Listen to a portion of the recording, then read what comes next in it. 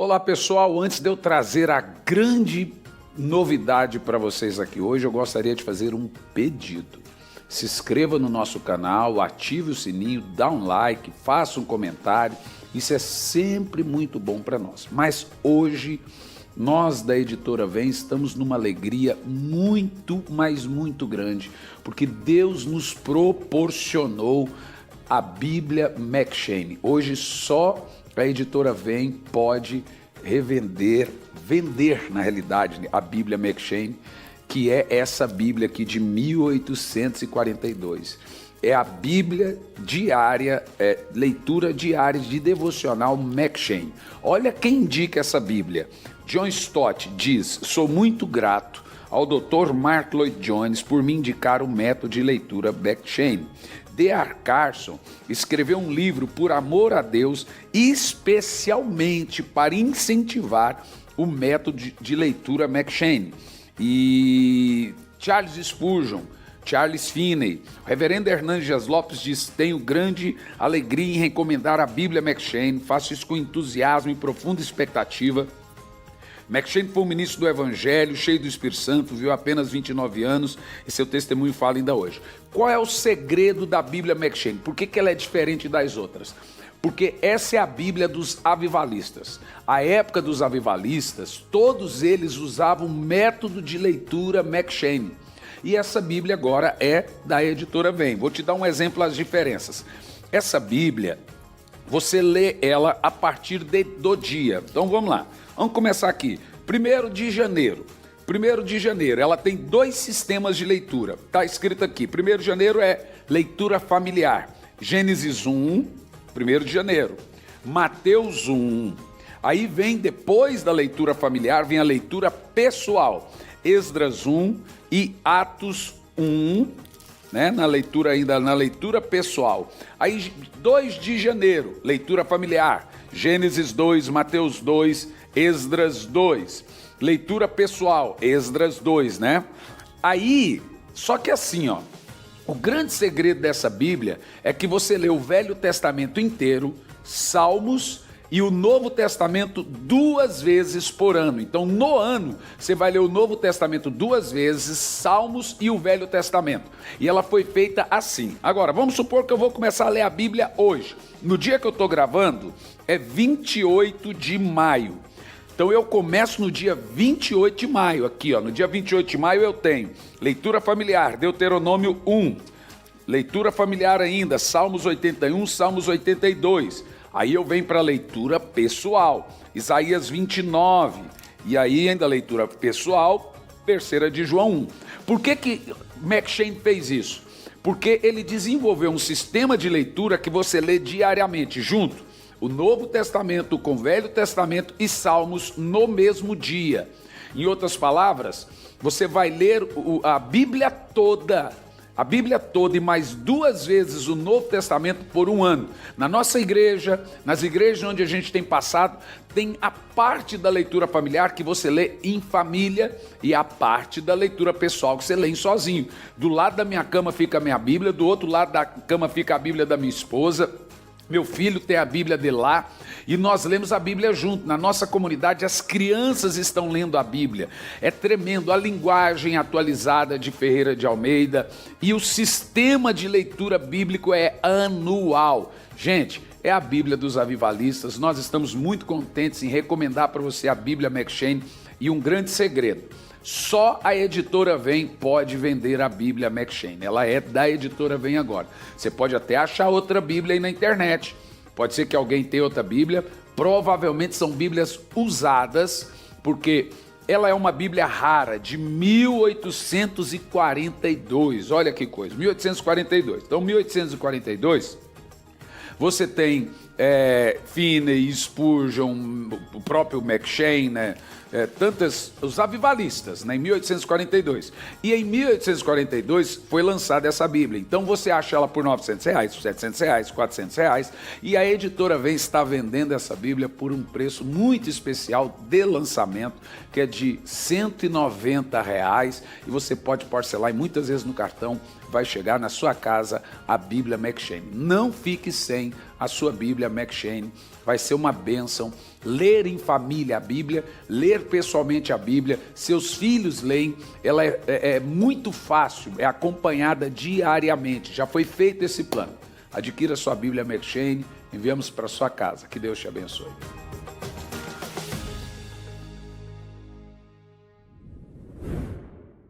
Mas quem poderá suportar o dia da sua vinda? E quem poderá subsistir quando ele aparecer? Porque ele é como fogo de ourives, como a potassa do lavandeiro, sabão do lavandeiro. Pode continuar? Assentar-se-á como derretedor e purificador da prata, purificará os filhos de Levi, os refinará como ouro, como prata. Eles trarão ao Senhor ofertas justas. Senhor, fale conosco, Espírito Santo. Fale com a sua igreja. Nos dê algo sobrenatural nessa noite, Pai. Nos dê algo, nos surpreenda, Espírito Santo. Em nome de Jesus. Amém. Não importa a quantidade de água que usamos no batismo. O batismo ainda continuará seco se não recebermos o fogo do Espírito Santo. A água lava o exterior, mas o fogo depura as entranhas. O fogo, diferente da água, que batiza de fora para dentro, o fogo batiza de dentro para fora. Quando Jesus falou a Nicodemos que deveríamos nascer da água e do Espírito, era disso que ele referia-se. Do batismo de fora para dentro e do batismo de dentro para fora. Mas o que você entende de batismo de fogo? Eis aí um texto, um tema que foi esquecido por milhares de anos na igreja. Em uma rápida introdução, como eu disse ontem, desde do Concílio de Nicéia em 310, quando o Império Romano oficializou o cristianismo através do imperador Constantino, a partir desse período até 310 a igreja já veio sofrendo um certo desvio, esfriando, e quando ela foi esfriando, os milagres foi cessando e etc.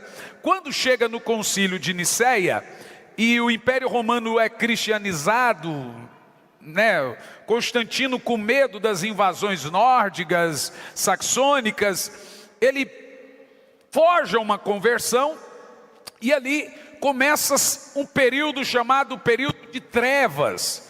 A igreja agora deixa de ser igreja e se torna uma religião politeísta.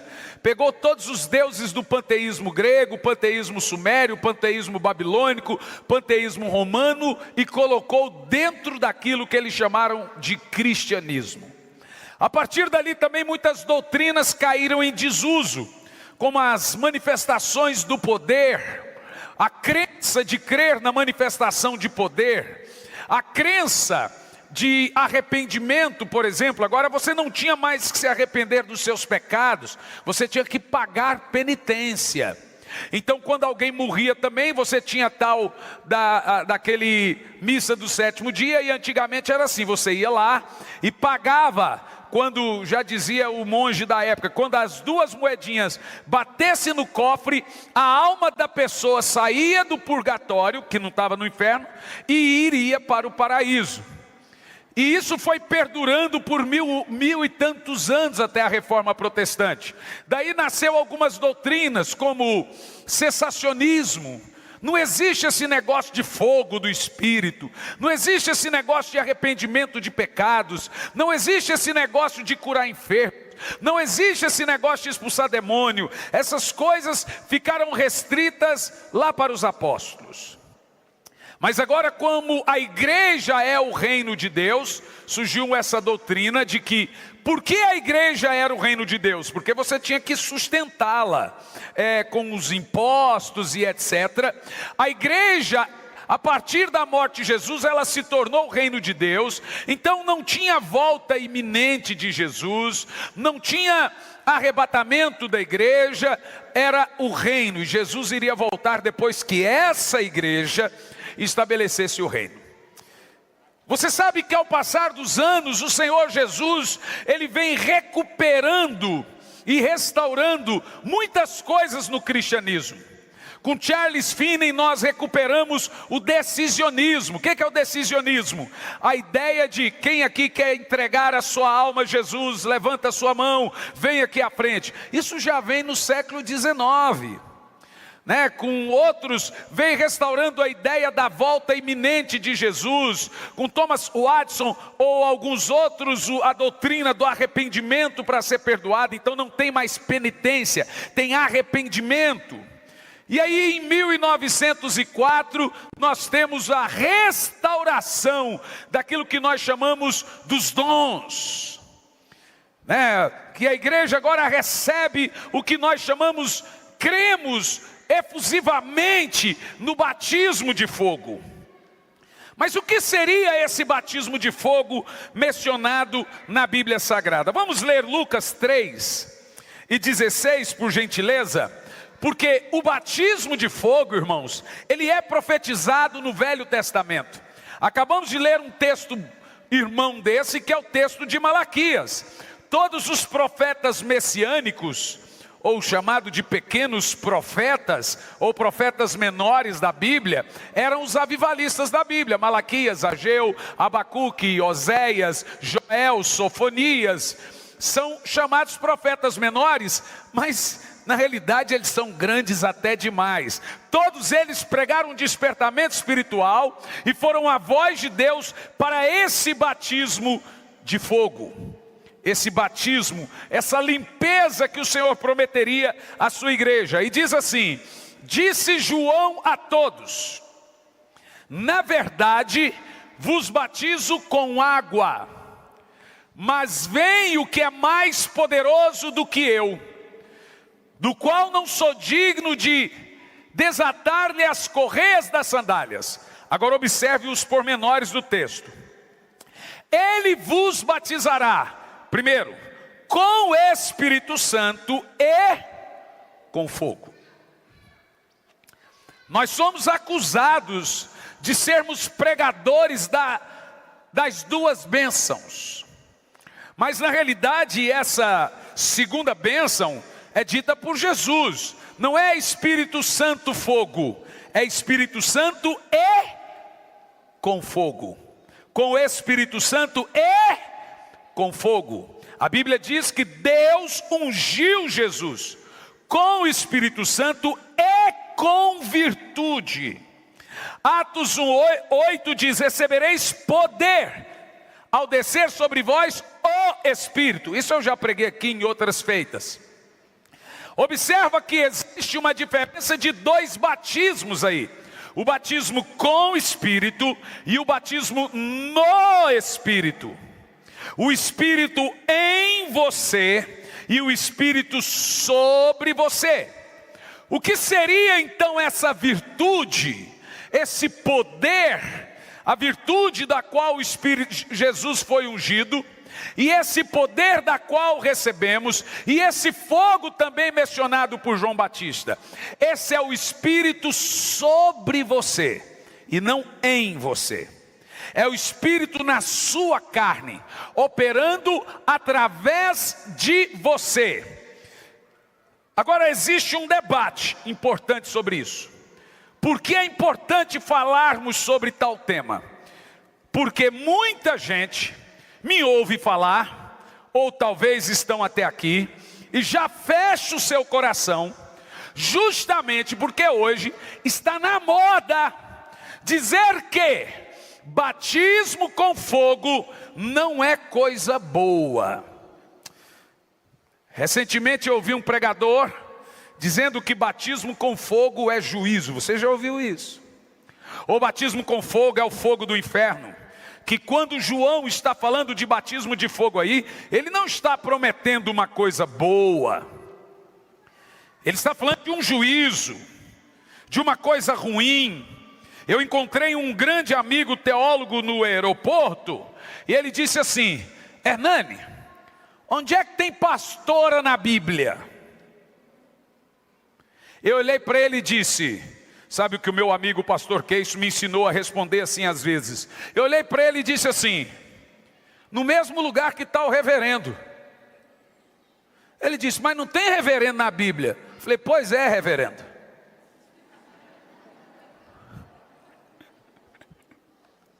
Não, esquece isso. Agora me responda outra coisa. Por que você é um daqueles que prega para o povo receber o fogo de Deus? Será que você não leu na Bíblia ainda que batismo de fogo é o fogo do inferno e é juízo? Eu disse, olha, reverendo, eu vou te responder com uma coisa muito infantil, mas é da boca das crianças que saem as verdadeiras respostas, o perfeito louvor. Preste muita atenção. Deus tem quantos fogos? Ele, o quê? Falei, ué, não é infantil? Responde.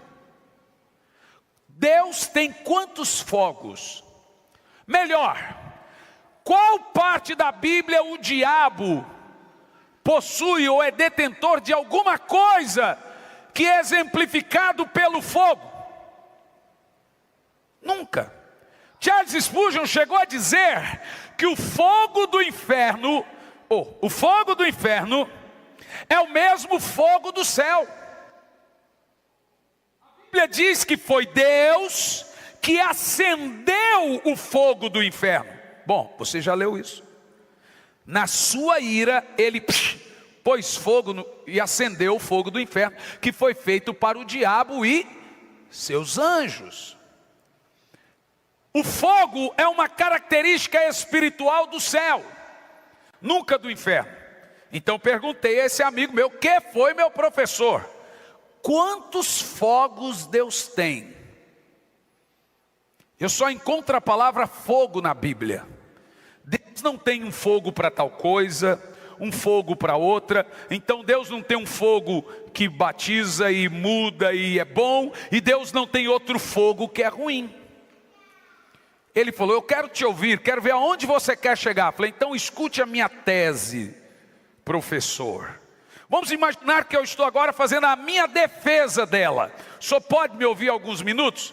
Vamos lá. A Bíblia Sagrada fala de um fogo que não se consumia durante 24 horas no livro de Levíticos. Você lembra desse fogo? Nas noites mais escuras estava lá a coluna de fogo. Mas a Bíblia também diz que esse fogo ficava no tabernáculo de Moisés e ele saía do Santo dos Santos. E ele não apagava. Vocês lembram disso? Agora observe algo. Todos os dias o sacerdote entrava naquele lugar que tinha um fogo. E ele tinha uma cordinha amarrada com um sininho. Se ele tivesse pecado, ele cairia morto lá e puxavam ele pela corda. Nenhuma vez a Bíblia diz que um sacerdote morreu. Apesar de ter a cordinha, a Bíblia não nos relata sacerdotes morrendo porque entraram em contato com esse fogo. Eles ungiam a cabeça, eles ungiam as mãos e eles ungiam os pés e entrava no Santo dos Santos. Esse fogo saía de cima da arca. Esse mesmo fogo que não apagava e que não matava os sacerdotes, matou os 2 filhos de Arão. Então aqueles 2, Zé Mané, Mané do Zé, chegaram bêbados e começaram a mexer nas coisas e nos utensílios do fogo. A Bíblia diz que aquele fogo saiu de lá e entrou dentro. Ezequiel 28, Ezequiel 28, 18, se eu não me engano, gente, fala que um fogo saiu do trono de Deus e entrou dentro de Lúcifer. Acertei.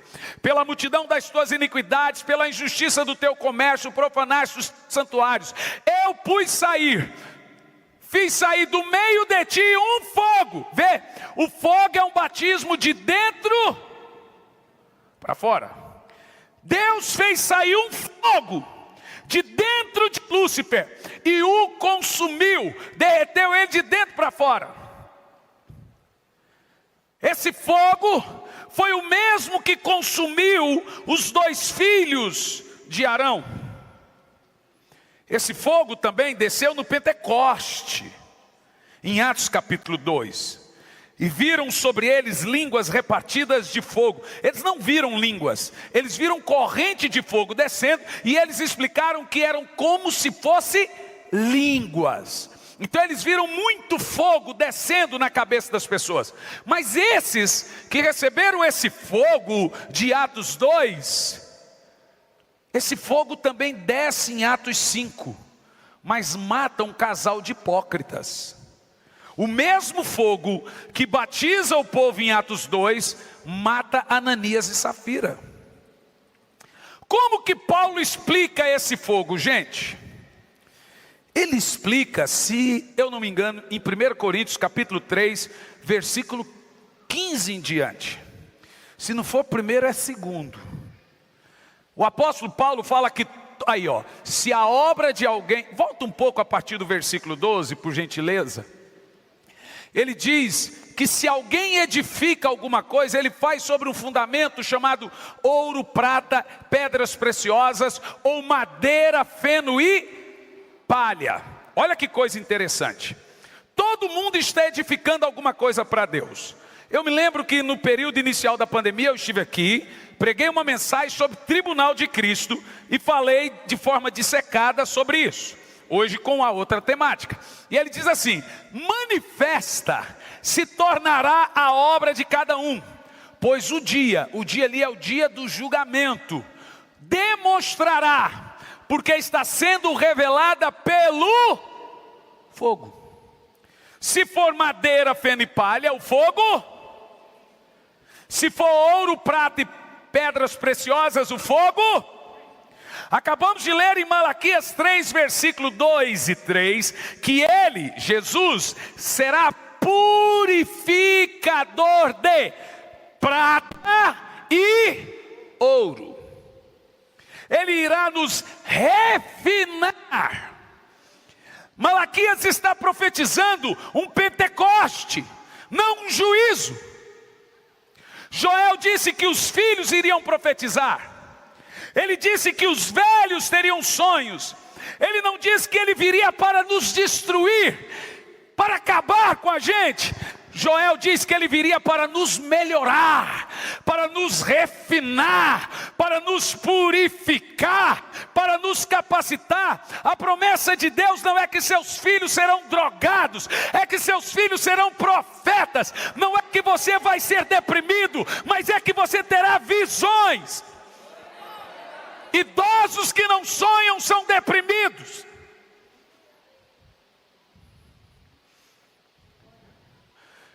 Então a promessa do batismo de fogo é uma das mais poderosas promessas da Bíblia. Então vamos lá. O batismo de fogo é bom? É ruim? Sim, também. Eu tenho duas notícias para te dar nessa noite. Uma boa e uma ruim. Qual você quer primeiro? A notícia boa é que Deus está aqui. E a notícia ruim é que Deus está aqui. Depende de que lado você está, irmão. Ter um avivamento, ter um batismo de fogo, isso pode ser bom e pode ser ruim. Para Ananias e Safira foi juízo. Para os filhos de Arão foi juízo. Para a família de Datã, Corã, Abirão foi juízo. Para Moisés, quando ele viu o fogo, não foi juízo. O próprio Deus escreve com dedos de fogo. Esse fogo é tão poderoso que o anjo, quando Isaías tem a visão, em Isaías capítulo 6, versículo 1, no ano em que morreu o rei Uzias, eu vi o Senhor assentado no mais alto e sublime trono, e a orla do seu manto enchia o templo. Querubins voavam, serafins voavam. A palavra serafim é anjos abrasadores. O formato desses anjos é como que uma tocha de fogo. Hebreus diz que eles são anjos de fogo. Elias foi arrebatado num carro e cavalos de fogo. Eliseu foi protegido por um exército de fogo.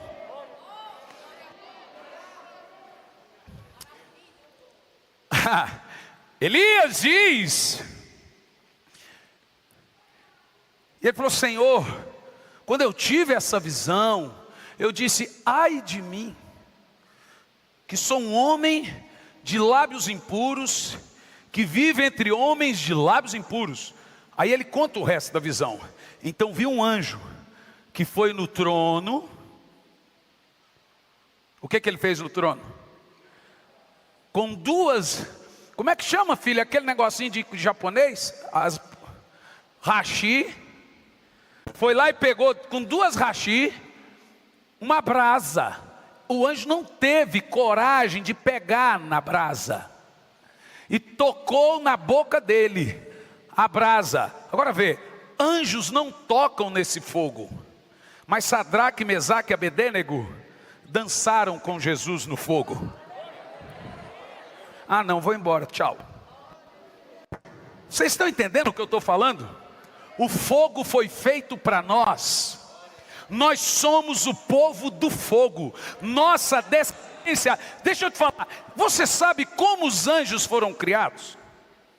Anjos foram criados igual a mim e a você. Isso está no meu livro Anjos e Demônios. Inclusive muita gente pediu. Não tinha ontem, mas hoje está todos os meus livros lá para quem quiser comprar. É um livro pequeno de 400 páginas para você ler. Mas o formato, a maneira como que os anjos foram criados é idêntica à nossa. Deus primeiro fez o molde, soprou nas narinas dos anjos, e eles viveram. A única diferença é que a matéria-prima dos anjos é o fogo, a nossa é a terra. Deus moldou esses anjos, e diz a Bíblia que soprou neles o fôlego de vida. Se a matéria deles prima é o fogo, é porque o que Deus soprou neles foi. Quando os discípulos receberam o Espírito Santo, não foi necessariamente no Pentecoste. No Pentecoste eles foram revestidos de poder, mas muito tempo antes, a Bíblia diz que Jesus soprou neles o Espírito Santo e disse: recebam. Ora, o que Jesus soprou nos discípulos? Porque o interior de Deus é fogo. Mas não sou eu que estou falando isso, irmão. A Bíblia inteira fala sobre isso. Daqui um pouco vamos cavucar um pouquinho, para nós compreendermos a revelação do fogo. Porque nos sentimos aquecidos, porque o nosso coração abrasa, porque os discípulos no caminho de Emaús diziam: queimava o nosso coração enquanto ele falava. Porque o próprio Jeremias diz que quando Deus fala, a sua palavra é como fogo. Toda vez que você tiver uma voz do Espírito, você vai sentir queimar. O que é um culto, gente? Alguém aqui pode me responder o que é um culto? Eu fico vendo esses meninos, o Jean, o João. Esses meninos são os futuros avivalistas. Pastor Dan, pastor Ricardo, pastor Ulisses. O Jean agora fez um canal, @Jean Lucas Santos. O problema é que o nome dele é estranho. É Jean com G e 2 C. Jean Lucas Santos. O pai dele era muito metido. Jean Lucas Santos. E com devocionais. O Joãozinho já tem também, João? Ah, João, me ajuda aí, velho, com essa cabeça toda, bicho, tá doido? Então veja, presta atenção. @Jean-Lucas Santos. Quando eu vejo esses meninos, eu estou olhando lá na frente. Você sabe o que é um culto, gente? Se você tiver a revelação do culto, culto é sempre quando tem fogo no altar. Vamos ver o que é culto? O que era culto no Velho Testamento? De acordo com Hebreus, no capítulo 8, culto era quando os adoradores chegavam diante de Deus com uma ovelhinha debaixo do braço de um ano, sacrificava a ovelhinha, o sacerdote examinava a ovelha e ele punha a ovelha para queimar em cima da tampa da arca, que era chamada de propiciatório. O escritor de Hebreus chama isso de culto a Deus. Adoradores que iam para cultuar a Deus. Você sabe o que é o culto no sacrifício hoje? No Velho Testamento, o culto era composto do sacerdote, Deus que recebia o sacrifício, a ovelha do sacrifício e o pecador se arrependendo dos seus pecados. Esse culto mudou no Novo Testamento. Porque você tem a figura do sumo sacerdote e a figura do profeta no Velho Testamento. Te explico. Profeta, ele fala de Deus para o povo. Sacerdote do povo para Deus. Profeta fala em nome de Deus. Sacerdote em nome do povo. Sacerdote representa o povo. Profeta representa Deus. Por isso que o Senhor levantou dois irmãos. Um em nome do povo e um em nome dele. Moisés e Arão. Moisés profeta, Arão sacerdote. Arão em nome do povo. Moisés em nome de Deus. Olha a funcionalidade do culto. No Velho Testamento você tinha que ter o profeta, o sacerdote, o cordeiro e o pecador. Culto. Profeta, sacerdote, cordeiro e pecador. Provavelmente Lúcifer tinha uma função sacerdotal, porque ele tinha das pedras, ele tinha 10.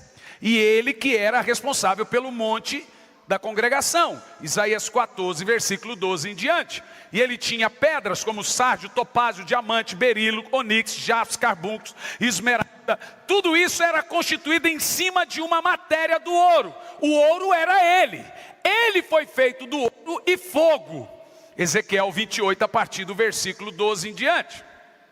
Por isso que a Bíblia diz que ele foi derretido. Esse sumo sacerdote do monte da congregação de Isaías 14, Ezequiel 33, Ezequiel 28, esse não existe mais. Agora vem a figura cultual do Velho Testamento: culto, profeta, sacerdote, cordeiro e pecador e Deus. Hoje estamos na nova aliança. O que é culto hoje? Deus continua recebendo o sacrifício. A figura do profeta e do sumo sacerdote é trocada pela figura de Cristo. Hebreus capítulo 1, versículo 1. No passado Deus falava de muitas maneiras pelos seus profetas, hoje através de Cristo. Jesus recebeu o título dos dois irmãos. Ele é o profeta. Este Jesus, profeta poderoso em obras. Amém? Ele também é o sacerdote. Então ele recebe o sacrifício, ele manda o povo sacrificar, que é o papel do profeta, e ele também é o sacrifício. Mas ok, e no Novo Testamento? Quem é o sacrifício? Responda. O que você acha? Deus recebe o sacrifício. Culto tem que ter essas funções. Tem que ter o cordeiro do sacrifício, o sacerdote para fazer o culto, o profeta que estimula o sacrifício. Quem é o cordeiro do sacrifício hoje? Paulo fala quem é o cordeiro. Romanos capítulo 12, versículo 1. Para você entender o que é culto. Porque que culto não pode ficar sem fogo. Sem fogo não há sacrifício. Vamos ler em voz alta? Paulo fala do culto, gente. Vamos ver quem é o sacrifício hoje. Rogo-vos, pois, irmãos, pelas misericórdias de Deus, que apresenteis o... Vamos imaginar o Velho Testamento agora. Estamos entrando no culto. Paulo está falando por alegoria, lá do Yom Kippur de Hebreus capítulo 8. Apresenteis o vosso corpo. Como? Aceitável, ovelha aceitável a Deus. que é o seu culto. Se você vem no culto e não queimar, não teve culto. Não, eu vou dizer de novo. Culto tem que ter fogo, e você na eira. Você na eira, sua carne, seu ego, se não queimar, não teve culto. O que é culto?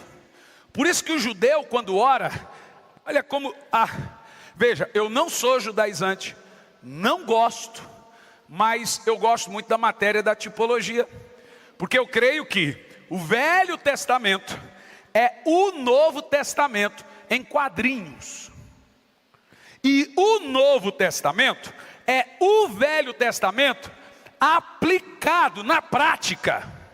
Entendeu o que eu disse? Acho que sim. Então pensa o seguinte: o judeu, quando ele ora, veja lá no Muro da Lamentação, tem uma representação bonita. O que ele faz? Já viu ou não? Você sabe qual é esse movimento? Sabe o que é? É o movimento da sarça de Moisés, que pegava fogo e não consumia. O judeu entende que o culto é um sacrifício do corpo. Então tem que haver movimento, tem que haver sacrifício. No reino espiritual, você se oferece para o culto, você se apresenta para o culto. Como John Wesley disse a George Whitefield falou: por que, santa criatura, que as multidões vêm te ouvir pregar e o templo está vazio? O que está acontecendo? John Wesley já teve revelação do fogo. Porque ele disse que uma vez ele estava andando na rua, depois de 30 anos de crente, um fogo entrou dentro da boca dele. O fogo entrou na boca de Lúcifer e o matou. O fogo entrou na boca dos apóstolos e o capacitou. O fogo entrou em Ananias e Safiras e o matou. O fogo entrou em Moisés e capacitou. O fogo entrou nos filhos de Arão e o matou. O fogo entrou em John Wesley. Depois disso ele ganhou quase 3 milhões de almas.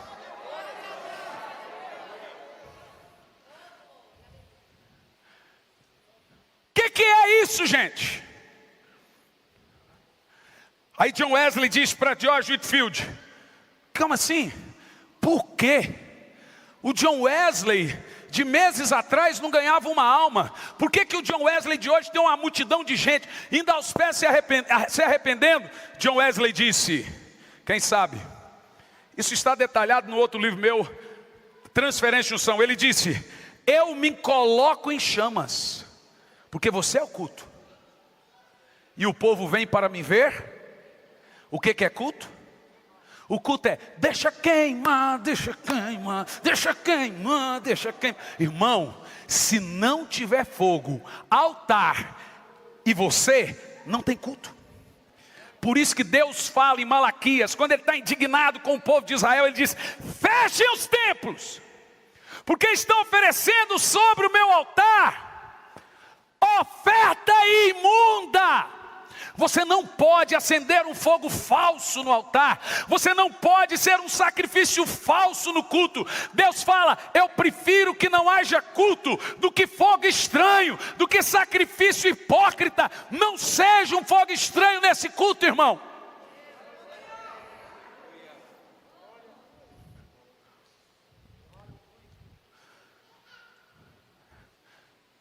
John Wesley e George Whitefield falaram assim: mas o que eu prego que você não prega? O que você prega que eu não prego? John Wesley responde: Whitefield, põe seu sermão no fogo, ou põe fogo no seu sermão. Ele diz mais: se o púlpito pegar fogo, as cadeiras irão incendiar. Sabe o que nós precisamos, irmão? De um novo Pentecoste. O rabastoroquelamas. Sabe o que nós precisamos? De um novo batismo de fogo. Aquele que desceu e lambeu a carne lá no Pentecoste, e eles foram cheios do Espírito Santo e saíram capacitados e curaram enfermos, expulsaram demônios, mortos ressuscitaram. É esse fogo. Ah, meu irmão, como a igreja tem perdido o fogo de vista. Sabe qual é a nossa oração? Senhor, não deixa em mim a chama apagar. Em Levíticos diz que o fogo tinha que ser mantido aceso. Por isso que nós ouvimos textos como: não apagueis o Espírito. Está falando do fogo, irmão, não é da pessoa do Espírito. Você não apaga a pessoa do Espírito, mas você apaga o furor, a chama, Espírito Santo em nós. Então o fogo, o batismo de fogo, preste atenção, ele tem uma tripla missão.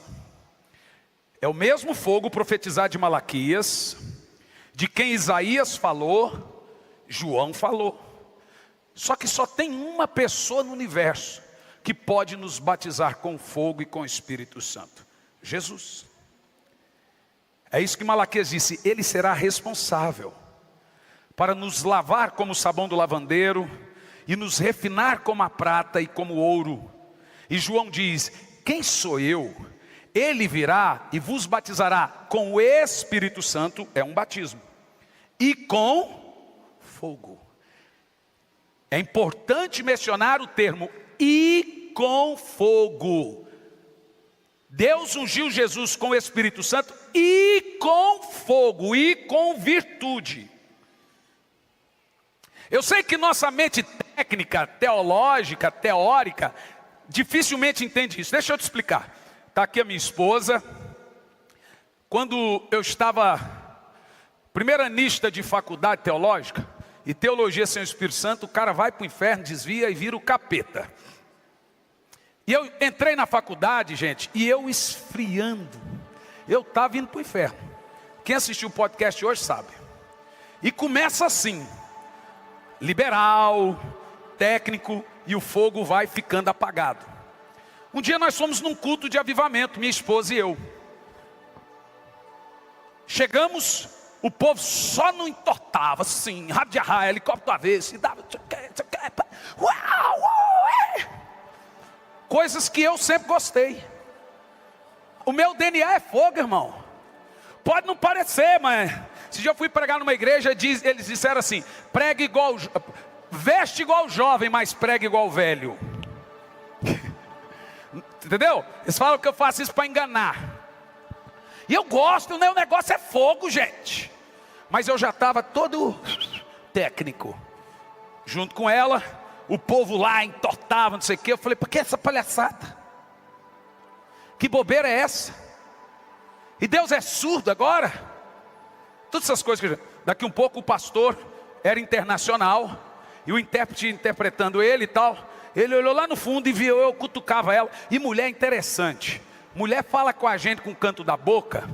Ela pensa que ninguém está vendo, mas todo mundo está vendo e ouvindo. Ela fala: cala a boca, eu quero ouvir a mensagem. Para de criticar. Mas todo mundo está vendo. Mas ela jura que só eu.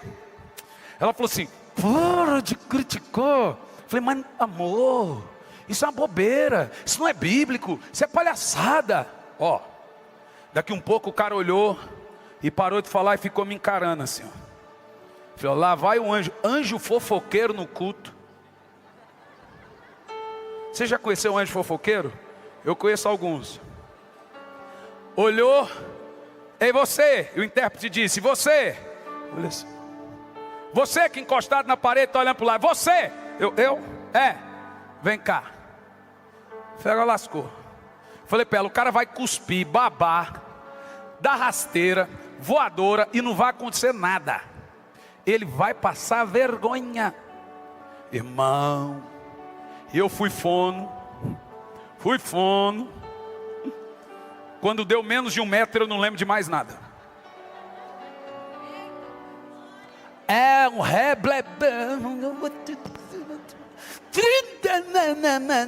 vou te falar um negócio. Rapaz, não sei o que aconteceu. Você sabe, mas não sabe. Fica numa espécie de êxtase. Daqui um pouco eu voltei ao normal. Ela estava do lado, eu falei assim: só me diga uma coisa que eu quero saber. Antes de qualquer coisa, me diga, pelo amor de Deus. Me prometa, me jure, me fale que não era demônio. A minha única preocupação é: diga que eu não estava endemoniado. Ela falou assim: veja no vídeo depois. Ah, irmão, fui ver o vídeo. Te falar um negócio. Mico igual esse. Tinha 2 me segurando e eu...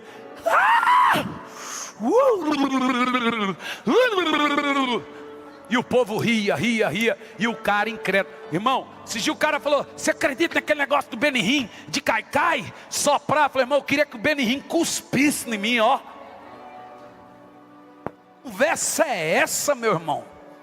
É verdade que as pessoas estão te esfriando, que você vai ficando técnico. Irmão, quando esse fogo entrou pela sua boca, ou ele vai acabar de vez, ou ele vai começar a te purificar, te transformar, te batizar, te capacitar. Você será mudado, vai queimar tudo. Sabe por quê? Porque é nessa hora que Deus está vendo um culto chamado sacrifício vivo. É a mistura sua com fogo do alto.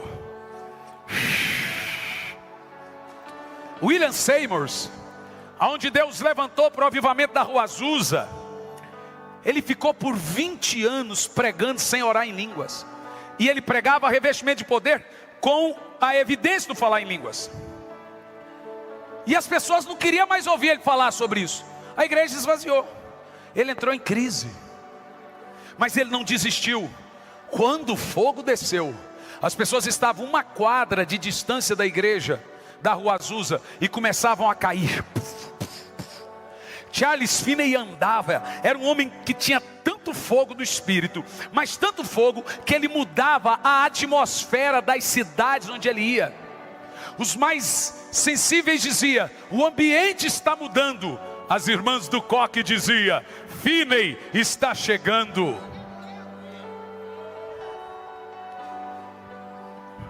Eu creio, irmão, em um novo batismo de fogo sobre a terra. Eu creio em um novo Pentecoste. Existe uma necessidade extrema de um novo Pentecoste. Porque como Malaquias diz: quem vai resistir quando o fogo vir? Porque ele será o refinador de ouro, da prata, será como o sabão que limpa. Mas esse fogo, ele não vem só para isso. Ele tem uma tripla missão. Primeira missão do batismo de fogo, já mencionado por Malaquias: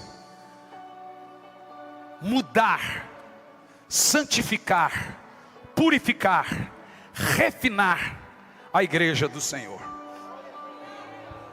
O fogo queima a madeira, queima a palha, queima o feno. Vê? Mas o fogo é o mesmo. Depende se você é madeira, feno e palha, ou ouro, prata e pedras. Mas o fogo é o mesmo. É o mesmo fogo. Depende de que lado você está, meu irmão. Ele nos batizará. Sabe como eu sei que estamos perto de um grande batismo de fogo?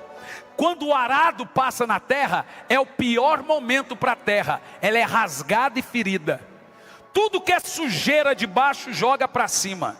O momento do escândalo, em que a igreja mais vive escândalo, é evidências que estamos perto de viver um grande batismo de fogo.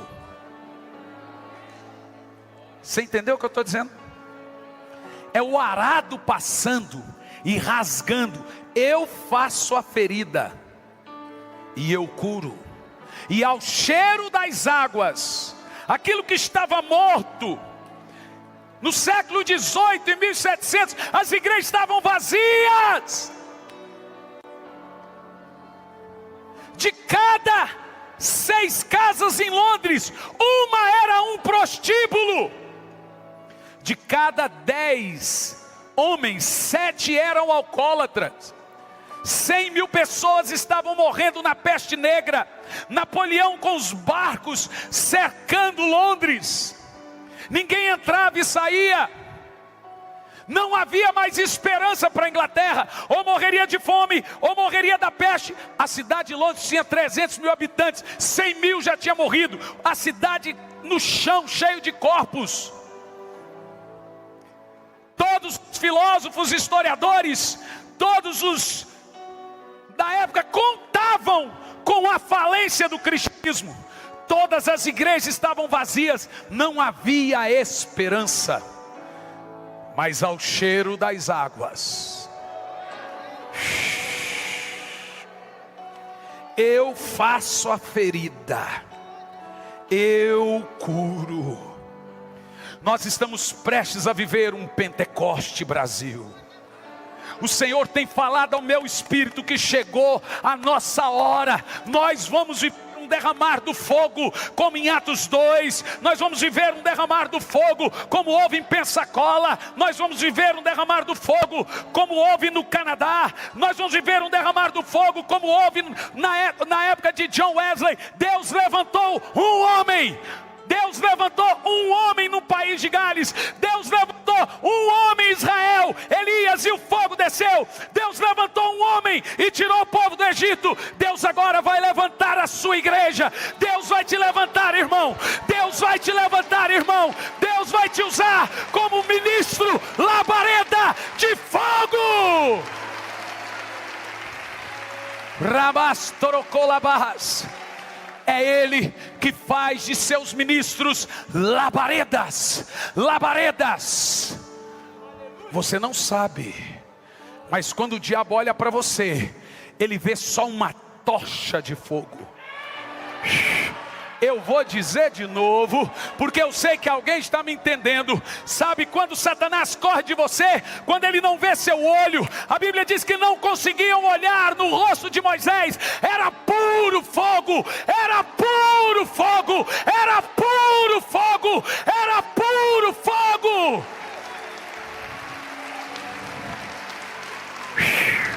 Ore em línguas, saia fogo de dentro de você. Charasto, brecas, terecas. É de dentro para fora. É de dentro para fora. Cadê o culto? Cadê o culto? Deixa queimar aí. É de dentro para fora.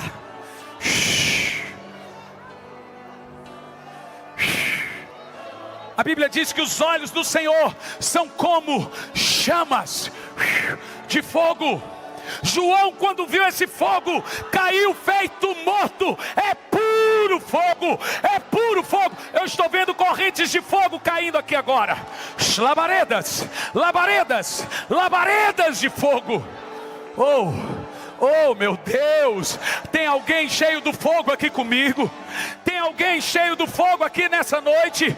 Tem alguém queimando aqui nesse lugar? Tem alguém como culto vivo, sacrifício vivo aqui?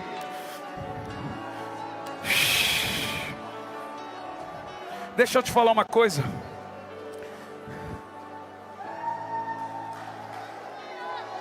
Deixa eu te tentar falar uma coisa.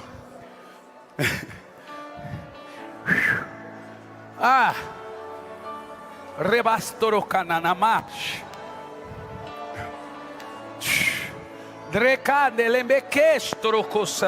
Ó, segunda função do batismo de fogo. Deixa eu tentar falar. Primeira função, depurador. Por isso que a Bíblia chama Deus de fogo consumidor, ou também de fogo purificador. Depende do lado que você está.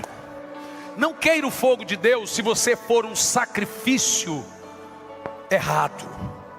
Se você for um profanador do avivamento.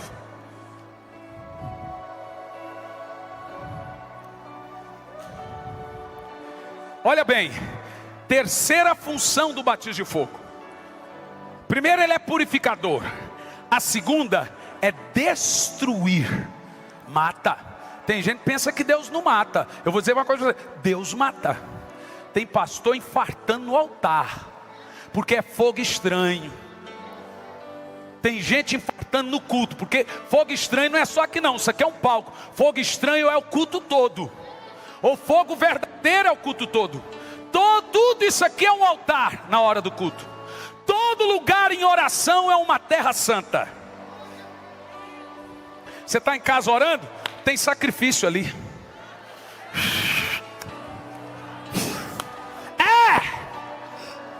Escuta. Terceira função do batismo de fogo: capacitação. Deus não derrama do fogo sem que lhe deixe algo. Toda vez que o fogo vem em você, Ele deixa algo em você. E esse algo é algum dom, é alguma capacidade que você ainda não tinha. Você está sentindo queimar aí? Não, ou é só eu? Está ficando difícil continuar falando aqui, mas... ou é só eu que estou sentindo um negócio esquisito aqui? Deixa eu ler uma coisa aqui para você, vamos lá. Vamos preparar aquela de dentro para fora. Em Êxodo capítulo 3, versículo 2, Ele apareceu a Moisés lá no Horebe numa chama de fogo, no meio de uma sarça que ardia e não se consumia. Em Êxodo 13, 22, temos relato do Senhor conduzindo o povo no deserto por 40 anos, nas noites escuras e tenebrosas, através de uma coluna de fogo. Em Êxodo 19, 18, vemos Deus no deserto do Sinai em fogo. Em Êxodo 24, 17, notamos que o aspecto do Senhor era como fogo. Em Deuteronômio 4, 12, Deus falou com Moisés do meio do fogo. Em 1 Reis 18, 38, o Senhor responde com fogo a oração de Elias. Crônicas 21, 26, Deus respondeu a oração de Davi com fogo. Levítico 6, 9, no altar do tabernáculo, o fogo era mantido continuamente, não se apagava. Segundo Reis 2, 11, Elias foi transladado ao céu num carro e cavalos de fogo. Segundo Reis 6, 17, Eliseu mais tarde foi protegido dos exércitos sírios por carros e cavalos de fogo. Isaías 64, 1 e 2, Isaías orou e o céu fendeu e desceu fogo e inflamou os gravetos. Temos ainda em toda a Bíblia Deus se revelando através do fogo. E o fogo, gente, é uma demonstração física da glória de Deus. A Bíblia ainda diz que o nosso Deus é fogo. Hebreus 12, 29. Qual é a matéria-prima de Deus? Qual é o interior de Deus? Quem Deus é? Hebreus 1:7, seus ministros são labaredas de fogo. Daniel 7:9, o trono de Deus é fogo. Jeremias 23, 29, a palavra de Deus é fogo. Cantares 8:6, o amor de Deus é fogo. E ainda no Novo Testamento, Mateus 3:11, Jesus batiza com fogo. Aquele que os anjos não pegaram, ele entra em nós, de dentro para fora, de dentro para fora. Oh meu Deus!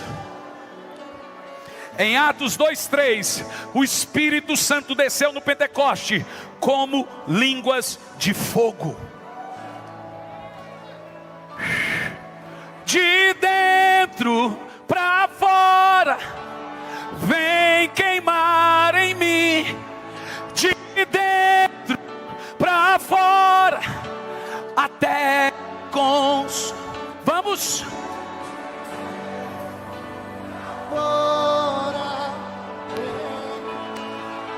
Vamos. Vamos. Deixa ele te batizar com fogo.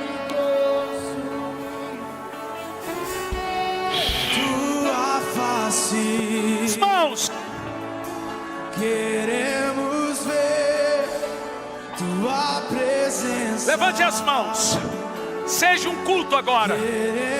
Você tem que queimar a tua face. Oh Espírito Santo, Queremos tem novos dons aqui hoje. tua presença. Queremos ter.